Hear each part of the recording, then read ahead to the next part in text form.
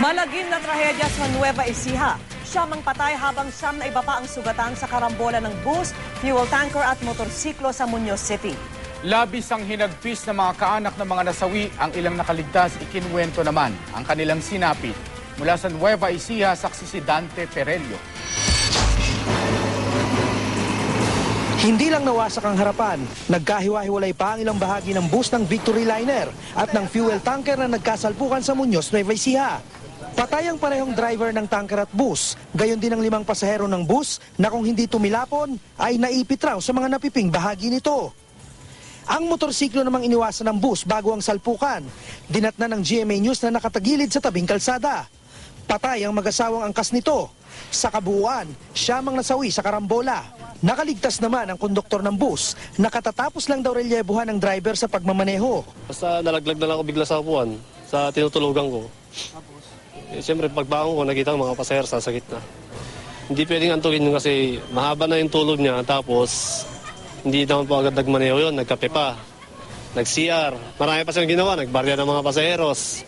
Nagbilang ng mga pasaheros. Kaya sa tingin ko, yung San Jose to Muñoz, hindi antukin yun.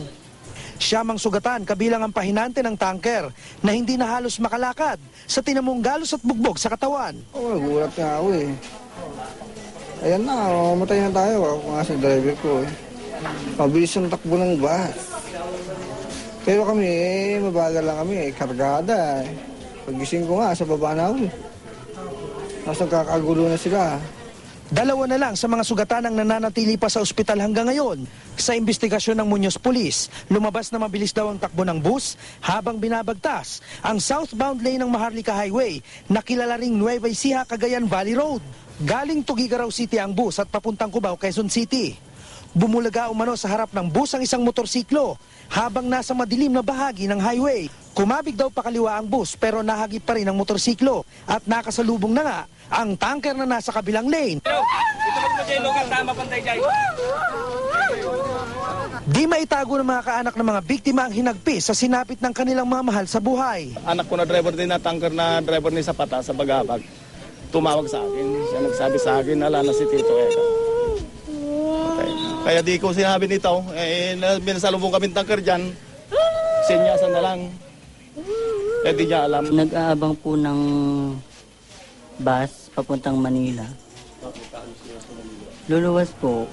So yung mother mo ang luluwas? Opo. Dahil parehong namatay ang mga driver ng bus at tanker, maaaring magsampa ng reklamong sibil sa operator ng bus o ng tanker ang mga kaanak ng biktima para makakuha ng danyos. As to the number of casualties, ito yung pinakagrabe. Saka yung damage to property na na-incurred ng mga sasakyang involved. Yung civil liability ng owner ng parehong sasakyan, if ever na mapatunayang mayroong pagkukulang yung driver nila, although patay na, sila ang mananagot sa civil liability. Pero as to the criminal, extinguished na yun kasi namatay na kung may kasalanan man yung driver ng Victory. Magpapasa kami ng isang resolusyon sa Sangguniang Panlunsod na malagyan ng mga signs na slow down, accident-prone area. At ang pinaka-importante, mapalagyan na rin ito ng ilaw para maliwanag at makita ito ng mga drivers habang sila ay nagdadrive ng kanilang mga sasakyan. Pasado 9:00 ng umaga nang simulang ilipat ang 40,000 litro ng krudo mula sa nabanggang tanker matapos itong makita ng tagas.